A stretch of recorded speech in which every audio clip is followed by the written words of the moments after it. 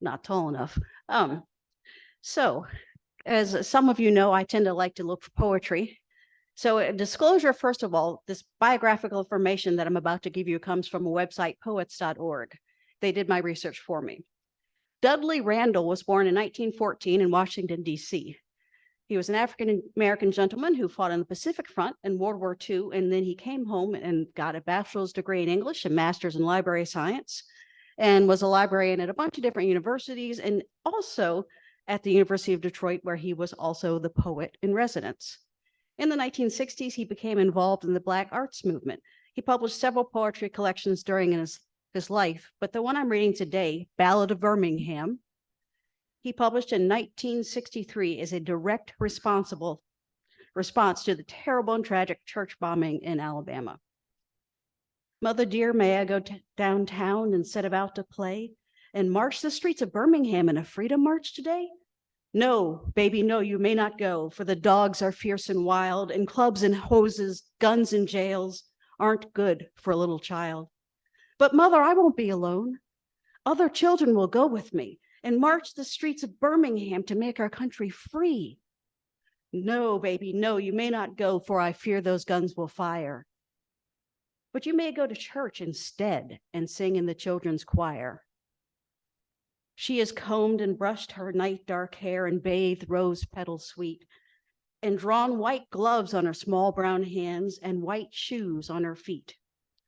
The mother smiled to know her child was in the sacred place. But that smile was the last smile to come upon her face, for when she heard the explosion, her eyes grew wet and wild. She raced through the streets of Birmingham calling for her child. She clawed through bits of glass and brick, then lifted out a shoe. Oh, here's the shoe my baby wore, but baby, where are you?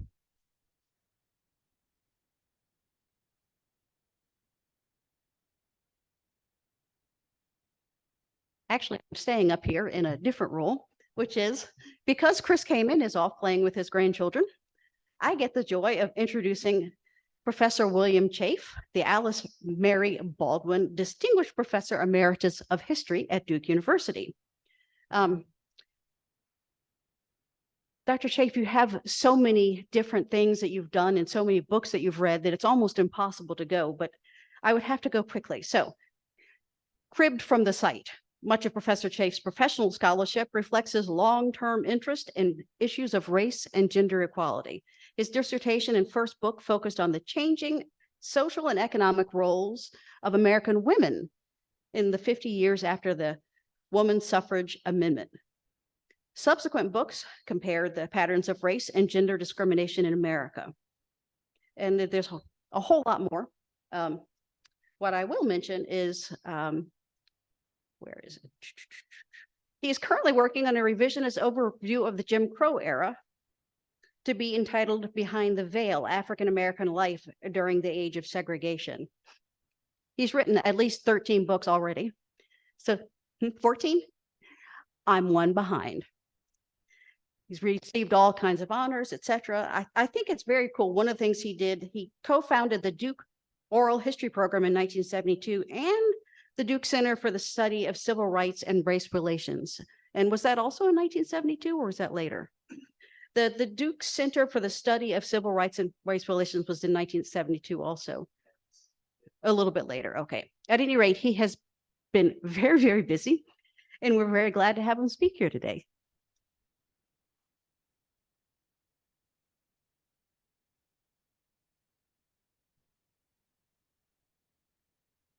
Well, thank you. It's great to be here. It's great to be among you, and I'm so happy that we have this opportunity to talk about a very critical issue in our time and throughout our history, actually. I thought before I started to talk, I would tell you a little bit about how I came to get involved with the kind of things I've been writing about for my whole career. I grew up in Cambridge, Massachusetts, but in the working class area of Cambridge, in a very segregated area. I'm not sure if you know Cambridge, but Central Square to Charles River is where I grew up, and there the 2-block area, which was all white and 98% Roman Catholic. I was Baptist. On one side was about a 20-block area of all Black people, and on the other side, an area of all Italians and Puerto Ricans. The extraordinary thing was we all went to the same school all the way through. And so what happened as a consequence was that we learned to be with each other. We played after school on sports teams together, often on the same street, but we never went into each other's houses because that was just not, that was verboten.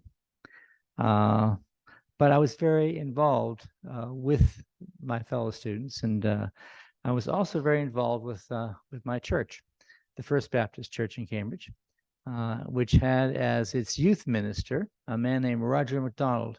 Anyone ever hear that name? Eventually, he became the head of the civil rights movement in North Carolina in the 1970s. And Roger, every Sunday night for 4 years when I was in high school, we talked about the social gospel. What would Jesus do in this situation? And that was very much an important, critical moment in my life. I then went to college, to Harvard, and continued to study issues of social inequality. And I ended up having the great opportunity to write my senior thesis on W.E.B. Du Bois. And if there's ever been an important figure in American history, he's it. And it was a great experience to be able to do that. And that sort of suggested where I was heading to in my life. When I left college, I actually had a theological fellowship to go to seminary. And I went to Union in New York. But at Union, my field work was in Long Island, in a suburb, and they wouldn't let me talk about civil rights with my youth group. And this was in 1962. How can you not talk about civil rights with a youth group in 1962? And in addition to that, I was kind of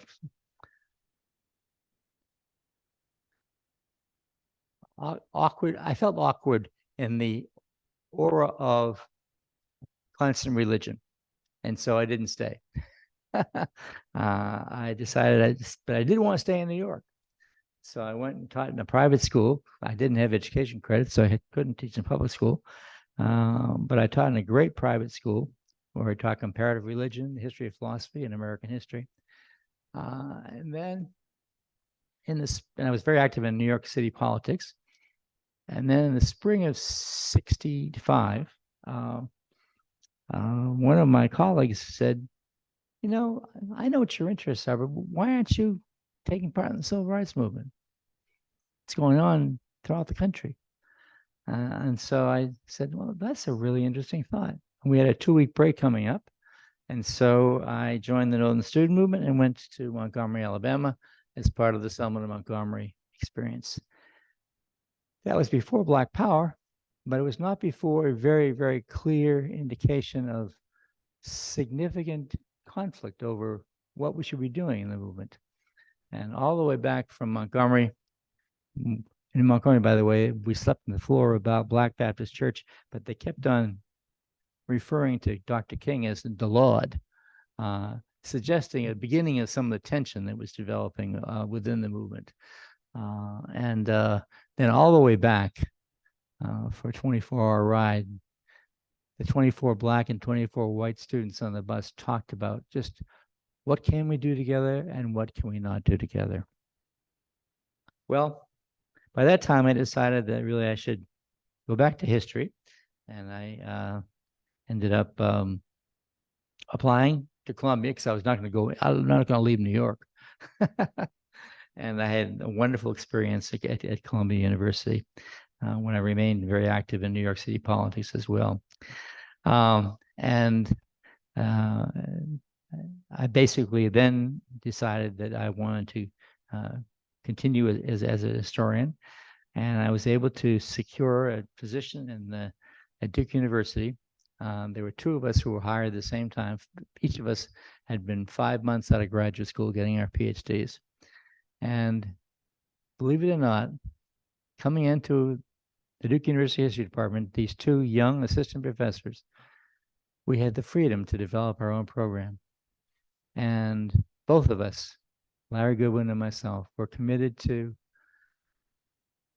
oral history, using oral history to understand the experience of people who were activists in this society. And so that first year, the two of us worked like hell, raised $500,000 from the Rockefeller Foundation and created the Duke Oral History Program. That was amazing, just incredible. And we were then able to have that program, which it's still going on, but we ran it for 40 years. During that period of time, we graduated 38 PhDs. Half of them were Black, half of them were white. 16 of them won National Book Awards. So it was an extraordinary, wonderful experience. And we, as a consequence of that program, collected thousands of interviews with people who were activists, Black and white, rural and urban, throughout the entire South. I myself conducted many of those interviews, but many of them were also conducted by students, and they have been the basis for a great deal of my work. And my most recent book, which just came out this fall, is called "Lifting the Chains: The Black Freedom Struggle in America Since Reconstruction," and that is largely based upon oral histories. So that's the background for how I came to write this recent book, which is what I'm going to summarize today, which is from the Civil War all the way to the present.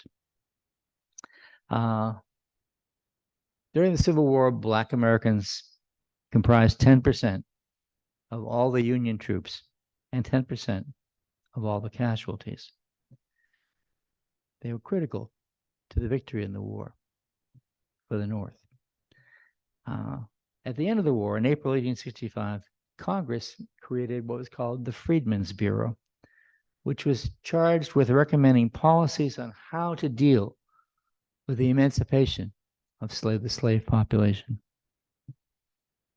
The Freedmen's Bureau recommended 2 constitutional amendments: 1, to make Black Americans citizens of the United States, and 2, to give Black men the right to vote.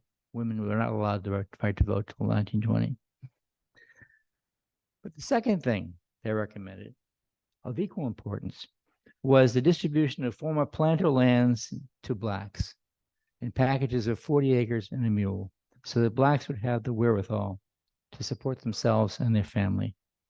This had already been implemented by generals in the Union Army in the South Sea Islands off the coast of Georgia. Well, what happened was that Congress passed the 14th and 15th Amendments, granting the right to vote and citizenship. But there was no action whatsoever on the proposal for redistributing planter lands to the former slaves. This led almost immediately to the introduction of what became the sharecropper and crop-lien system in the South. What that meant was that former slaves were left to the economic control of their former planter owners. If they did the crop-lien system, they would be paying a certain amount by prior agreement of the crop to the owner. The sharecropper system operate basically on the same principle. And the result was that in 1880, 15 years after the Civil War, only 1% of Black Americans owned their own land. 1%. Political rights had been secured. Economic rights had been ignored. In the 1880s, the readjustment movement in Virginia sought to correct this and to secure the means for Blacks to secure their own land. But that too failed. And then in the 1890s, the fusion movement in North Carolina, composed of Republicans and populists, sought both economic and political rights for Blacks. It was a very powerful movement and beginning to have success. But then at the end of the 1890s, disaster struck. First was the Supreme Court decision in Plessy v. Ferguson, which upheld the constitutionality of segregation. It was okay to require that Blacks and whites be totally separate. And in North Carolina, the Wilmington Race Riot of 1898, which killed blacks and sympathetic whites, suppressed the fusion movement and led to the total suppression of the fusion movement's demands. Segregation and white tyranny had become triumphant. That did not mean that blacks stopped resisting. They did not. W. Du Bois, William Edward Burghardt Du Bois, that's a great name, isn't it? W.E.B. Du Bois was a Massachusetts black who had graduated from Fisk in Tennessee and then received a PhD from Harvard, and he sought to revive a black protest movement. In 1905, he helped start the Niagara movement. Then in 1909, initiated the National Association for the Advancement of Colored People, the NAACP, which became the leading protest organization of Black Americans for the next half century, going to court to defend Black civil rights, organizing local and state communities, and creating both grassroots and national campaigns to fight racism and segregation. For the most part, however, national politics remained hostile to Black rights. Although many thought of Woodrow Wilson as a liberal, in fact, Wilson was a racist who initiated segregation in U.S. government facilities. And despite Black support for World War I, including Du Bois, who endorsed American involvement in World War I, no progress occurred in the treatment of Blacks in America. Indeed, in response to the participation of Blacks and the demand for greater rights, the response in America was a series of race riots, most notably in Tulsa, Oklahoma, where a very aggressive Black capitalist class was terminated, was essentially scored to the ground. And that was really an extraordinary moment of time. And so in the 1920s, you got a very, very, very difficult period of time. It's just when Marcus Garvey starts the Back to Africa movement. Du Bois continues to fight as hard as he can to support and sustain the NAACP. Then come the 1930s, when finally some progress begins to happen with the New Deal and World War II. Although Franklin Roosevelt was heavily dependent on segregationist Democrats from the South for electoral support, many of his cabinet members supported the NAACP, supported Black protests, and demanded federal action to support civil rights. But most importantly, Roosevelt's wife, Eleanor, was an ardent supporter of Black equality. She helped recruit Blacks to the administration, and with her support, there soon came into being what was called Roosevelt's Black Cabinet, a group of Black federal officials who met each Saturday morning to map out a strategy for advancing civil rights. Eleanor was in attendance. By the end of the 1930s, the Black Cabinet and Eleanor Roosevelt had begun to make a difference, creating the FEPC, the Fair Employment Practices Committee, which helped to improve wages and economic opportunities for Blacks. Then came World War II. Once again, Black Americans leaped into action, volunteering for military service, continuing their migration from the South to northern cities, which had begun with World War I, but now increased dramatically. They fought for and secured decent jobs in war industries and joined newly progressive unions, started by the Congress of Industrial Organizations, the CIO, a brand new labor organization, which was much more attended to economic needs of the mass of workers. Both as soldiers and workers, Blacks achieved a new sense of influence and power. And assisted by Eleanor Roosevelt and her allies, Blacks now secured new energy for attacking white racism. In the meantime, the NAACP continued its growth. The Black protest movement grew dramatically in size and in militancy. How many of you ever heard of the name Ella Baker? Yay, team. All right. Ella Baker is just an extraordinary human being. She was Born in North Carolina, graduated from Shaw University, and soon joined the NAACP. And during World War II, she headed up a recruitment campaign for the Black Protest Organization. Under Baker's leadership, the NAACP grew in membership from having 10,000 members in 1940 to having 500,000 members by 1945. I mean, this is an extraordinary human being. At Duke, we created the Center for the Study of Civil Rights and Race Relations, and mobilized and made contact with a whole variety of civil rights leaders from the NAACP, from SNCC, from SCLC, etc. Ella Baker was one of our leading allies, and she lived in New York. At that point in time, I had become dean of the faculty, so I was going to New York frequently to raise money. And whenever I went to New York, I would call Ella Baker, who was living in Harlem, and she said, "Come on over, have her a drink." And I would all the time, on every visit to New York, she and I would enjoy a bourbon together. Just an extraordinary human being. In the meantime, the Black protest movement grew dramatically in size and in militancy. Basically, they became particularly more aggressive in the courts. The NAACP was challenging all forms of segregation, legality of them, winning case after case before the Supreme Court. Until in 1954, it challenged the very presence of segregation in the nation's schools. And the unanimous Supreme Court decision in 1954 struck down the legal viability of segregation. Harry Truman, the new president, who Roosevelt had chosen instead of Henry Wallace, Truman created a Civil Rights Commission, addressed the NAACP convention, and desegregated the armed forces. But he was nowhere near as progressive as Henry Wallace would have been if Henry Wallace had stayed in office.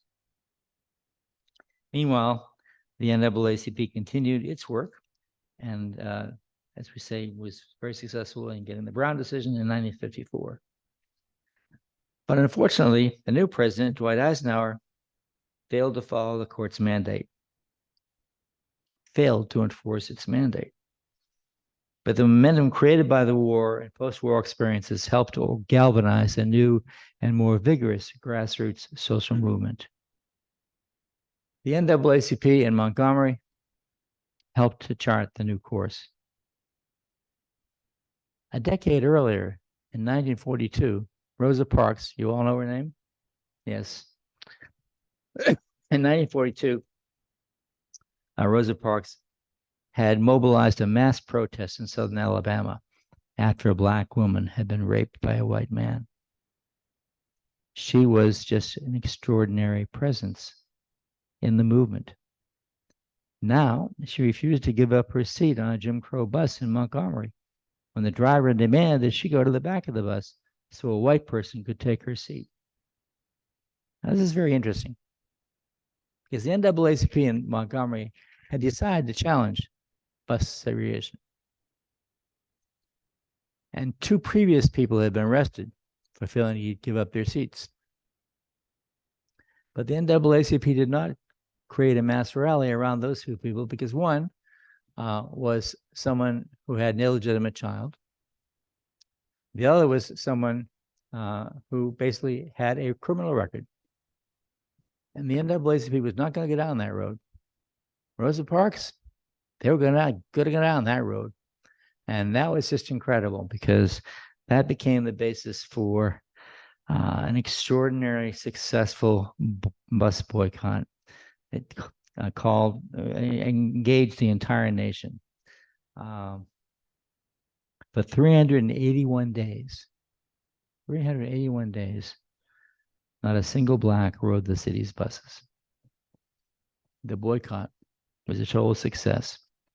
And then the Supreme Court aligned itself with the Black citizens of Montgomery and declared that segregation on the city's buses was unconstitutional.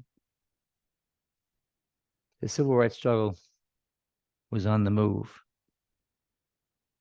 And then, on February 1st, 1960, 4 young Black college students in Greensboro, North Carolina, determined to protest segregating seating at the city's local Woolworth store.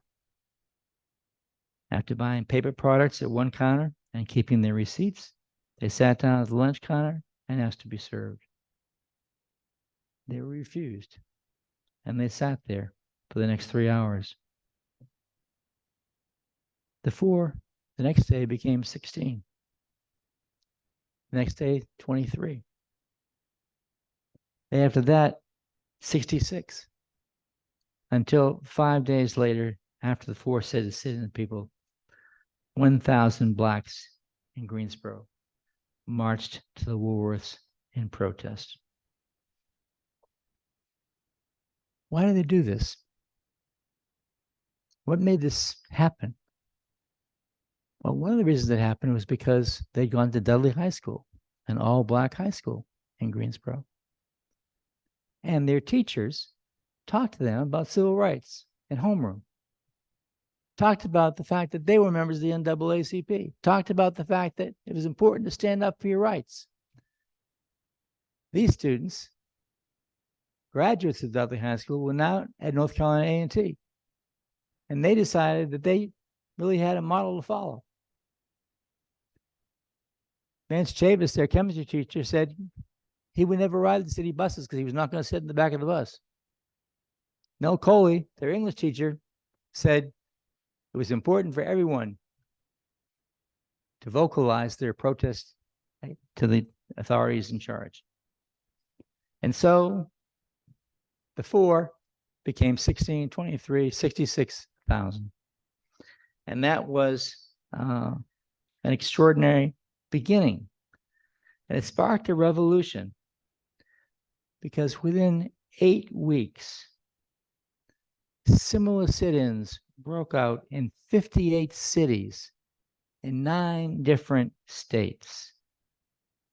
58 cities in 9 different states. And then what happened? Well, Ella Baker, who is now executive director of the Southern Christian Leadership Conference, which is Dr. King's organization, decided it was important to convene a meeting of the sit-in demonstrators at her alma mater, Shaw University. And they all came together and spent the weekend. And at the end, they decided to create, with her encouragement, the Student Nonviolent Coordinating Committee, SNCC. Dr. King wanted those students to become an adjunct of SCLC. She said, no, they have to be independent. They have to chart their own course. And they did. And it was extraordinary what happened thereafter. The federal government was finally forced to respond because of all the sit-ins across the country. John F. Kennedy went on national TV in June of 1963, declaring his support for the movement and his decision to introduce civil rights legislation that would open up virtually every public accommodation to Black citizens. After Kennedy's assassination, his civil rights bill became law, soon to be supplemented by Lyndon Johnson's voting rights bill in 1964, protecting the rights of every Black citizen in the country to participate in every election. And yet, despite these incredible victories, the issue of economic equality for Blacks was not addressed. The second of the 2 major demands made in 1865 still had not been engaged. That became the focal point of the War on Poverty legislation. First initiated by John F. Kennedy, then enacted into law under Lyndon Johnson. Yet despite that legislation, its potential for significant change for Black Americans was soon subverted by Lyndon Johnson's decision to hugely multiply America's commitment to fighting the Vietnam War. most people don't know this, but a month before he was assassinated, John F. Kennedy had signed an executive order to withdraw all 17,000 American troops from Vietnam after the 1964 presidential election. But when Johnson took office after Kennedy's assassination, he ignored that executive order, never mentioning it, and instead increased the number of American troops in Vietnam from 17,000 to 550,000. Significantly, the civil rights movement focused more and more of its attention on the issue of economic equality and ending poverty. And this is in the post-1964 period. In 1966, 67, and 68, Martin Luther King and Robert F. Kennedy devoted almost all their time to emphasizing the central importance of ending poverty. No issue, they insisted, was more central to the cause of racial justice. In 1968, King mobilized blacks and whites to come to Washington for the Poor People's Crusade. Kennedy scoured the country, trumpeting the same message, mobilizing poor whites and blacks, identifying with the radical agenda of Cesar Chavez and his agricultural allies.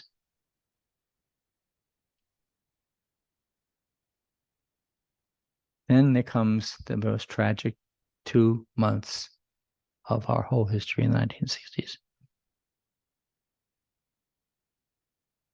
Martin Luther King Jr. was assassinated in Memphis. 2 months later, Robert F. Kennedy was assassinated in California. Richard Nixon was elected president, and the last great effort to end poverty was put on hold. As a result, despite the direct gains in civil rights for Black Americans achieved during the 1940s, 50s, and 60s, economic inequality remained the central reality of Black life. Throughout the post-64 era, the annual income of Black Americans remained at 62% that of white Americans. From one perspective, the astonishing progress made by Blacks in their fight for freedom and political rights stands as a huge victory. But in light of the Freedmen's Bureau insistence in 1865 that economic equality was just as essential to equal citizenship for Blacks as political rights, the persistence of Black poverty continues to stand as an indictment of the struggle for racial justice. And unless and until that tale of economic inequality is confronted and eliminated, our country cannot claim to have achieved equal rights for Black Americans. Thank you.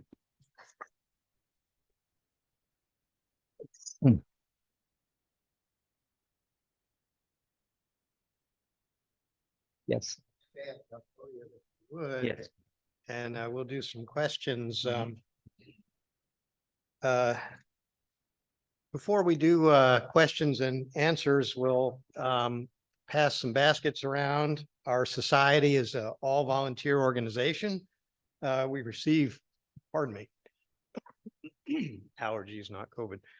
We receive no money from any other organization. We survive due to our commitment to our common goals. So we pass the basket and ask you and thank you for your generous donations. So we have, while that's going on, we'll get ready for some question and answers. We have some basic ground rules. Please raise your hand, wait for the microphone, ask only one question at a time. And if you would be brief, so everybody else can get a chance. So if we have some questions for the speaker, Maura will go around, wait for the Zoom mic because we want the Zoom audience to be able to hear as well. I'll turn it back. Thank you.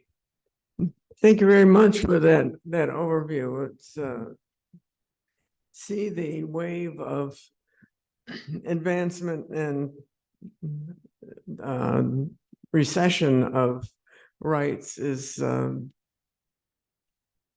wondering how you're feeling about the current situation, especially like in North Carolina, where the legislature is pulling back as many rights as they can, and especially the notion of not disturbing our youth by teaching them actual history. Mhm. Well, I think we are at a very troubled time. I think that we have not been as divided politically probably for 100 years.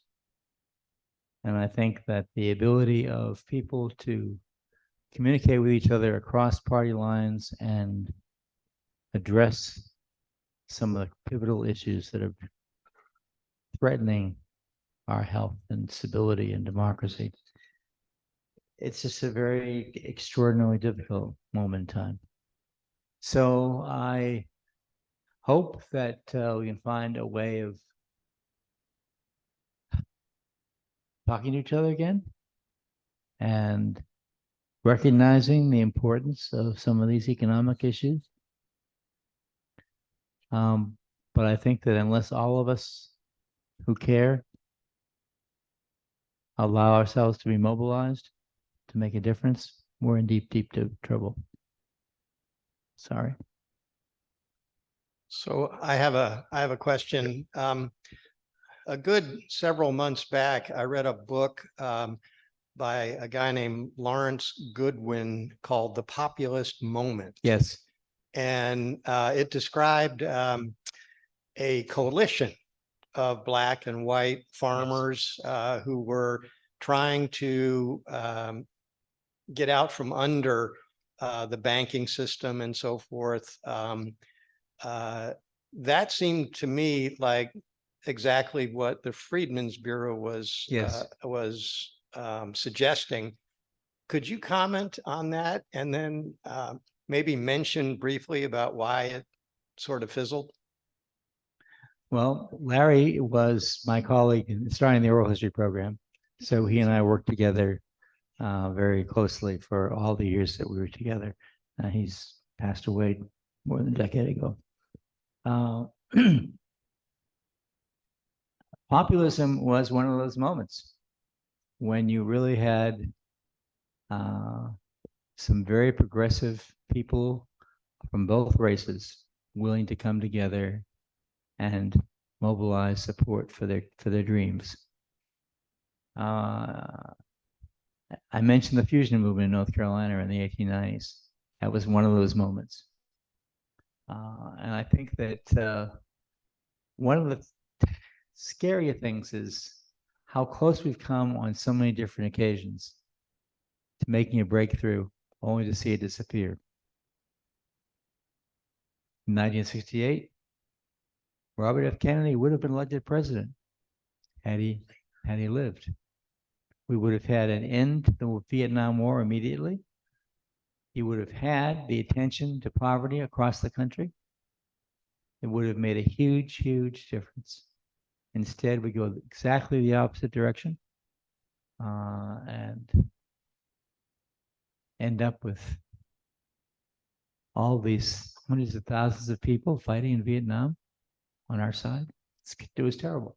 So I guess what I think we need to recognize is that things need not have been as they turned out to be. There were moments of possibility. There are moments of possibility. And we need to seize those moments, find a way to provide the support, the organizational strength that will make those moments become a reality. Yeah. Well, extending those hypotheticals, do you have any idea what Lincoln was planning might have happened had he not been killed? It's just curious. I think Lincoln was an extraordinarily mobile political figure who was going in the right direction. He had come out with the Emancipation Proclamation in '62. He was basically working toward a very different kind of society. It would have made a huge difference. Andrew Johnson was a disaster. Grant was much better. And the Republican Party betrayed itself. None of those things need necessarily have happened. One of the things that I find most intriguing is the moments in time in our history when things almost were very different. And that's important for us to keep in mind, because if we don't keep that in mind, we will be practicing acquiescence in the status quo when we don't have to. Yes, it seems to me that these moments also require a certain level of leadership. Yes. As you pointed out, a combination of progressive thought in both groups, whites and blacks. I was wondering if you saw such leadership currently in existence.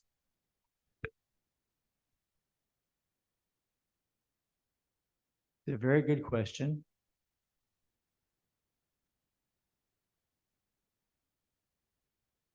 I don't see it in the House. I think there are some people in the Senate who have that capacity. I think we have to find a way to bring people together who care about creating this kind of change and have them develop a program of action that can be publicized and used as a basis for organizing and mobilizing people. I'm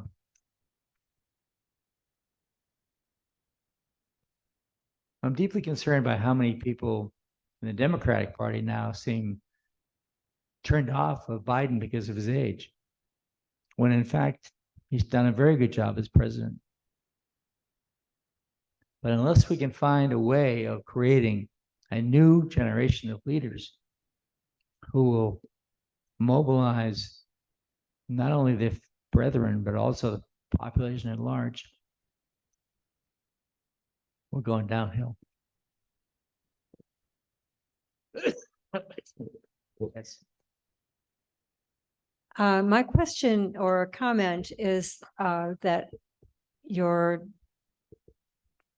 review of history brought me back to the 70s and 80s when I lived in St. Louis and we were in the city, which was a separate political entity from the county. Mhm. And the banks were redlining to a fare thee well. They were pressured to stop redlining, and they did until Reagan was elected. Mhm. And then a number of laws changed and it was very regressive. So there were possibilities there. There was lots of energy to improve things. And then because of changes in Washington, Yes. there was no more pressure on the banks. And that's happened not only in major cities, but in the country as well. The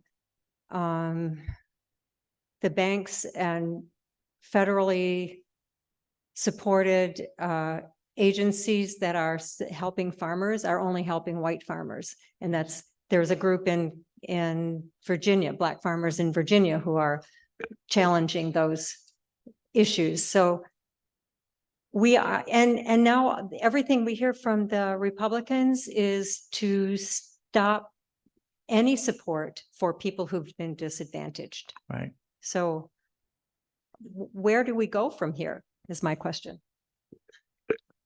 Well, I think we have to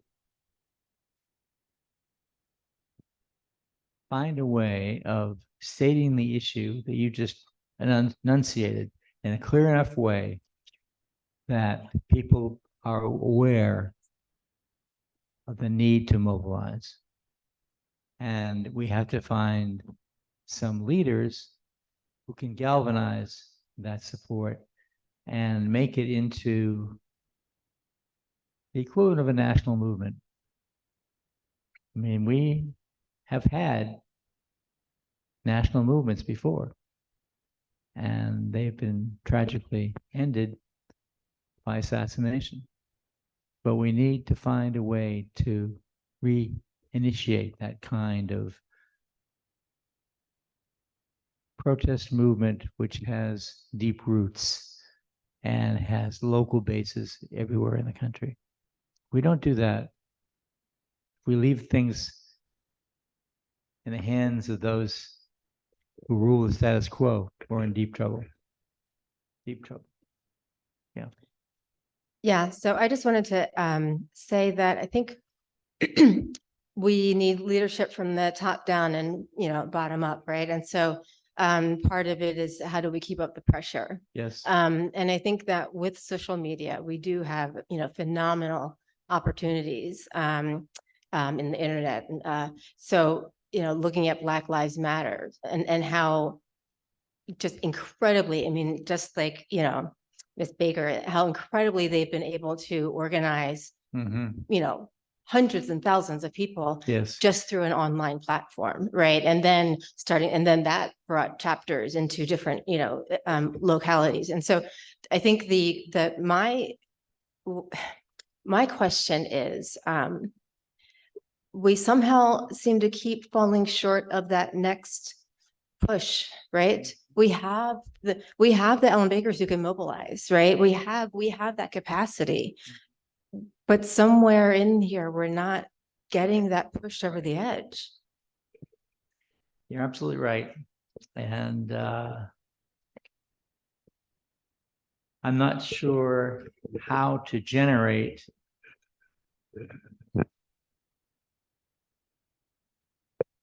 the vocal leadership we need to have to rally around. It has to be vocal. It has to be clear. It has to be based on a large potential constituency. But at this point, we don't see those people coming forward.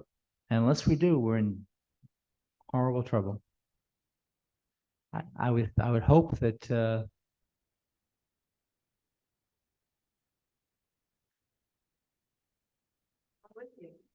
yeah, I know. I'm just I think it would be great if we had a really effective set of women and men who would get up there and do it.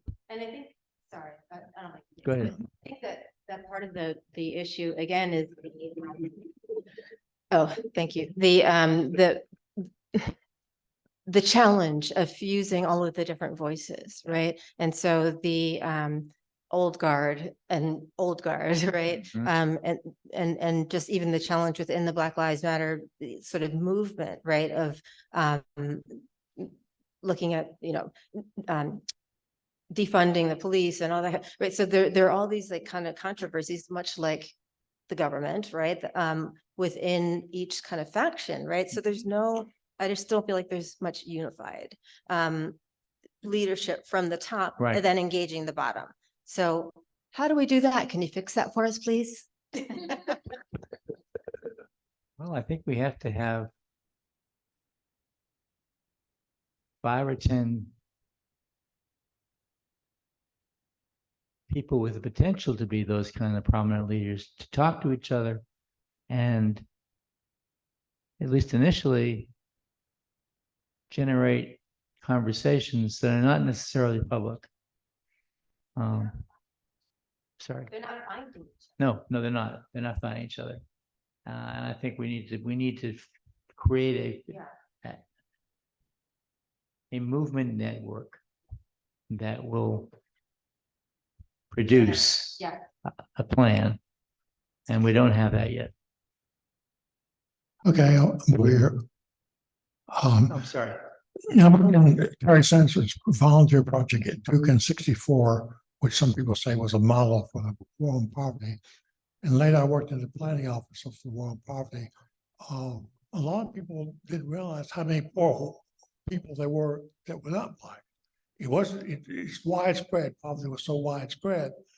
And and I think Johnson intended for all poor people. So it wasn't just Blacks that for some reason were poor. So many people were poor, and the movement failed them. But I think the besides Johnson's shift to the war in Vietnam, Title II, which was a community action program, was organizing communities to stand up Yeah. to people. And I think that's maybe one of the reasons that it didn't receive more funding. And of course, when Nixon became president, he appointed two people, unknown Republicans, who ended it. Their names were Cheney and Rumsfeld, but they were unknown at that time. So I don't know if you have any more comments to say about societal response, but it really felt the whole country. And I don't know if you have any comments on Jerry Sample's program at Duke, but I found the war on poverty, they couldn't just say it's these people are poor because they're deficient, because so many people were poor of all backgrounds, or ethnicities and races. It wasn't just obviously the blacks, and it could be blamed on them. Probably was blamed on, should be blamed on the system that we live in, not just any one group. Well, I think that in retrospect, the war in Vietnam ends up being a horrific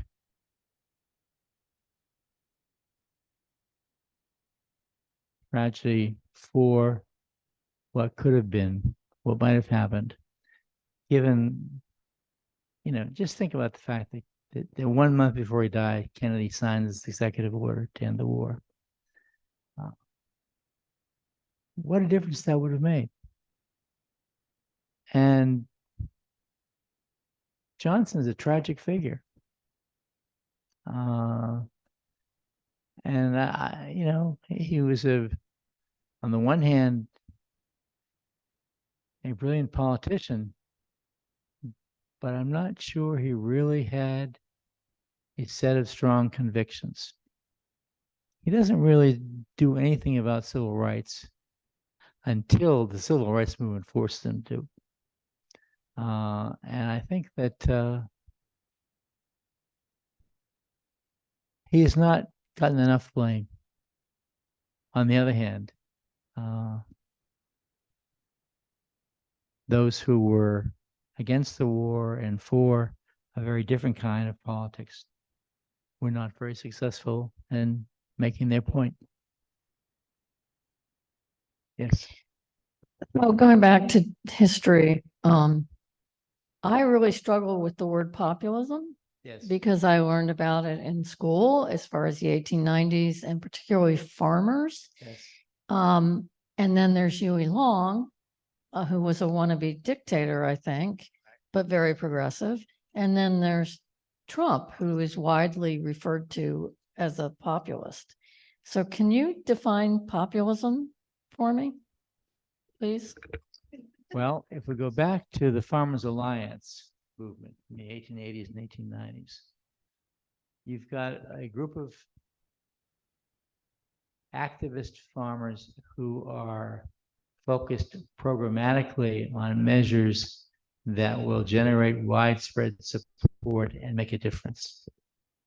We don't have that kind of movement today, and we need to find it. We need to find some way to encourage it. But you're right. It requires a very strong grassroots constituency to compel action by leaders to make a change. And we're not there now. We're not there. In terms of a national program, what do you think of Reverend Barber and the Poor People's Campaign, especially since he's now ensconced at Yale? Since he's what? He's at Yale and Yes. head of the program in Yale. Yeah. Well, we've been involved to some extent in the campaign in North Carolina that he was involved with.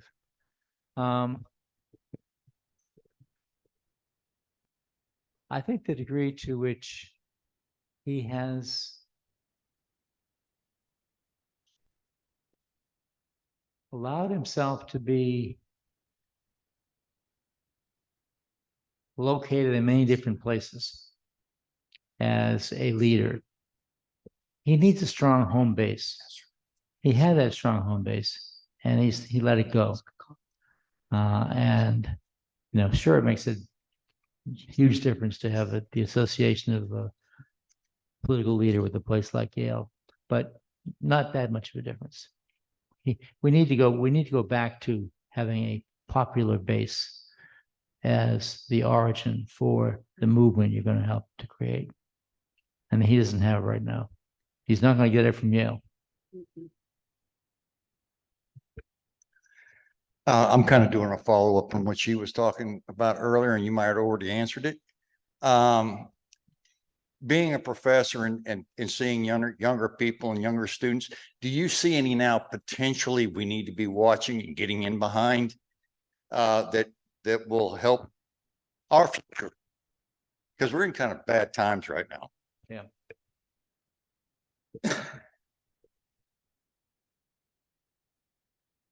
Well, the students that I've dealt with in recent years have been very engaged and committed. On the other hand,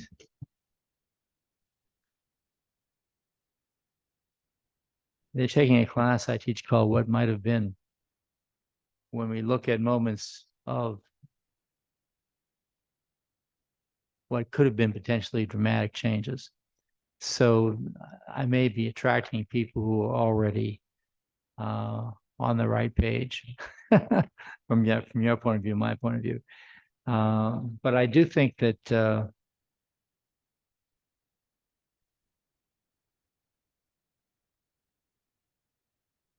there should be a basis on which to galvanize people, bring them together. And to do that, we need to have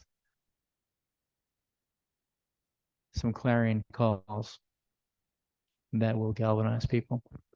Get it?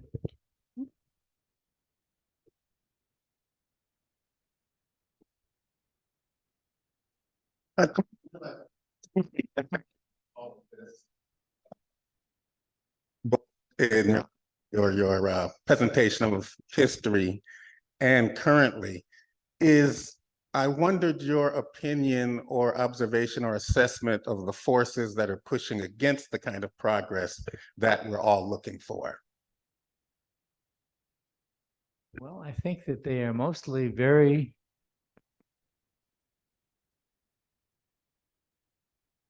opposed to any kind of significant social change. Those who are opposed and who are in control right now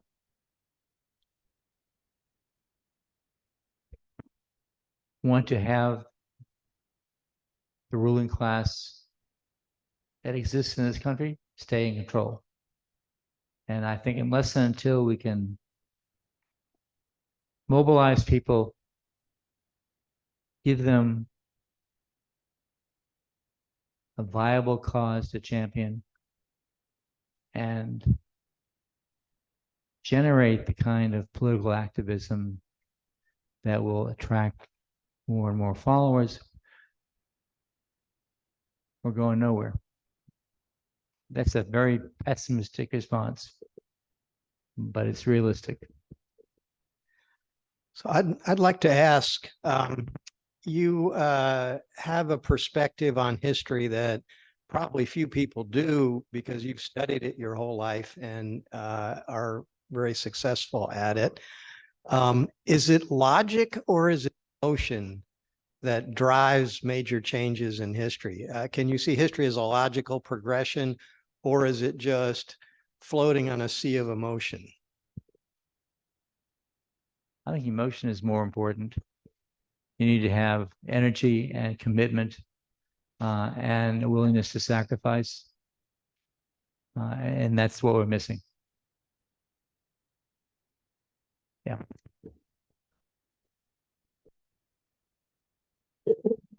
Hey, thank you so much for your presentation. I just have a couple comments that triggered in me. One is the incredible effectiveness of assassination. Mm-hmm. And I'm concerned that a logical person would think that that might be a really helpful tool. Yeah. And the other is, I was taught as from our founding organization, the Ethical Culture Society, that they were instrumental in developing the NAACP also. So I just throw that out there in case there's some validity to that. Well, I think the NAACP was an amazing group, and Du Bois was just an incredible leader.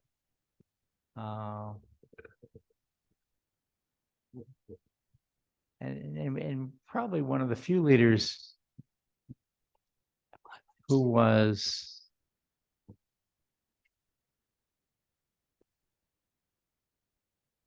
as much an intellectual as he was a politician.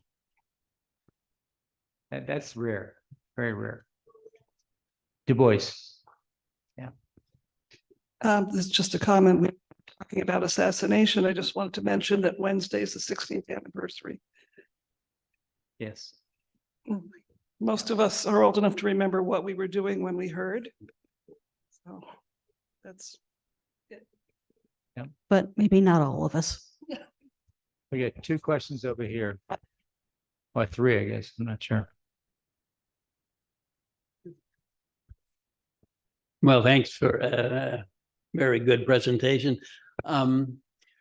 Looking back, I can see how during the 60s, it was possible to get a significant portion of the white population to support political rights for Blacks.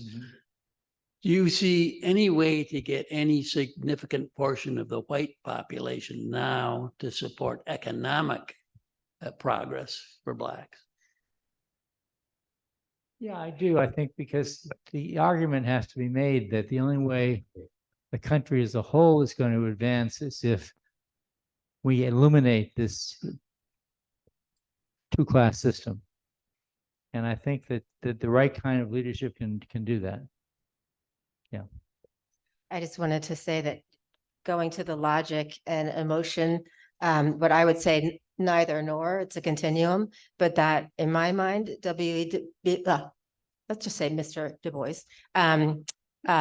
embodied that whole continuum perfectly. And that is exactly what made him, one of the strongest leaders that we've ever had, right? Yes. That he had both that capacity and could synchronize it.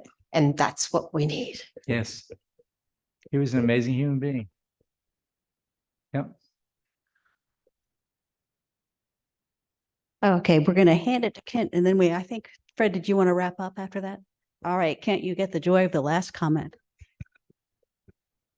Do you think, same way that we're making progress or could make progress in the war on poverty, is there any significant movement now, preferably broadly based, in my opinion, but that is attacking poverty? Is anybody making progress in the war on poverty, or we just lost it so far? Well, I think what you're saying, or what I think you're saying is that when you had both Kennedy and King zeroing in on that issue, you had two very powerful political figures able to articulate a perspective that people could rally behind. I don't think we have those people today who can do that. I'm sorry that I'd say that, but I think that's where we are. Well, thank you for being such a good audience.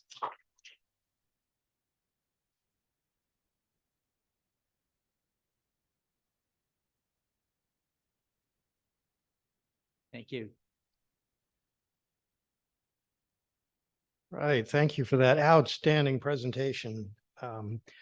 So at this point, we'll take announcements. Does anyone have announcements for the group? I have an announcement. As you probably realize, next Sunday is Thanksgiving weekend, and we decided not to do an in-person meeting on Thanksgiving weekend because it seemed like probably a better idea not to. If people become interested, and we'll in the mailing will suggest this, we can have a little Zoom social gathering, but that will be all that it will be for next Sunday. Second announcement is Sunday, December 3rd. We'll be back here again in person. John Dakin of the Washington Ethical Society is going to be coming and speaking with us. So I hope to see people here. And also, as I'm sure Dorothy would tell you, it will be the first Sunday of the month also when we meet in 2 weeks. Good time to bring food. And Atish, did you have an announcement, or are you just waving your hand? No, he's just waving his hand. Okay. Any other announcements? All right. Oh, do we have one from the? Zoom? Hold on. Oh, Jennifer is reminding us of the change for change, which is still, it's still Cora, right? Yes. Yes. So don't forget change for change, and we'll make sure the jar is out in just a minute. Dorothy has. Maura, can you run the mic back? So actually, this is for Gretchen since she stepped out of the kitchen. Is there a happy hour this week on Thanksgiving Eve or none? No. Thank you. All right. Any other announcements? Okay, hearing none, I will ask for Maura to come forward and present us with her closing words. Yeah, so the change for change jar we were just talking about is back there. If you have any spare change, please feel free to drop it in. Right. Do you want to do any thanks and stuff? We'll wait. Go ahead.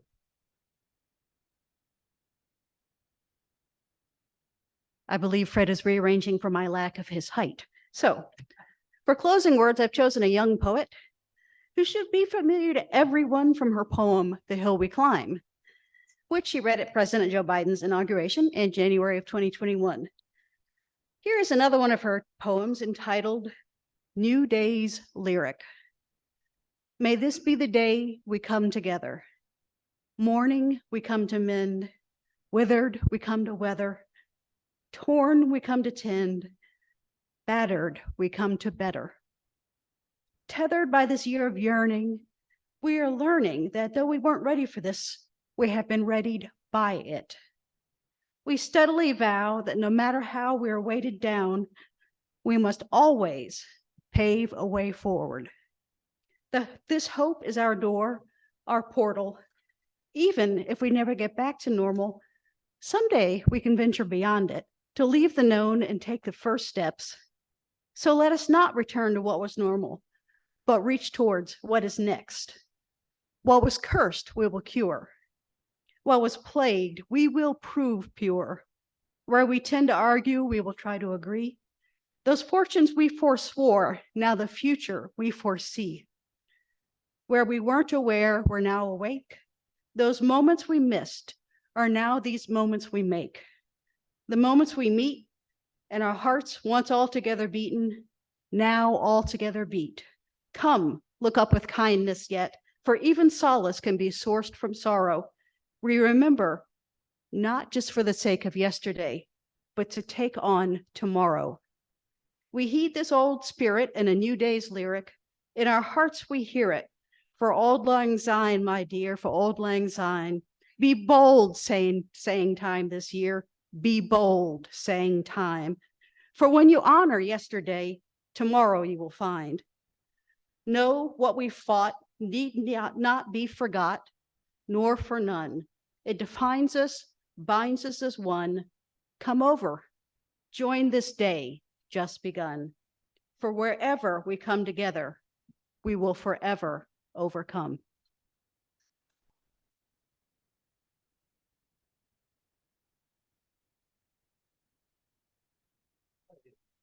So, I would like to thank our greeter, Linda Patterson. Thank you. Thanks to Maura Bright for opening and closing words, Dr. Chafe for an outstanding platform presentation, and last but not least, Gretchen Niver for supplying us with some incredible refreshments. Oh, and John for being our web lackey today. Thank you very much. And so my only final advice is, I'll remind you, I am a microbiologist. It's a lot of finger food, and especially those of you who touch the bacterial transfer stick that we passed around. Do wash your hands before enjoying the wonderful snacks. So our meeting is over, but our fellowship continues. Please give a warm greeting to the person next to you and a smile and a kind word, and enjoy the snacks. Thank you.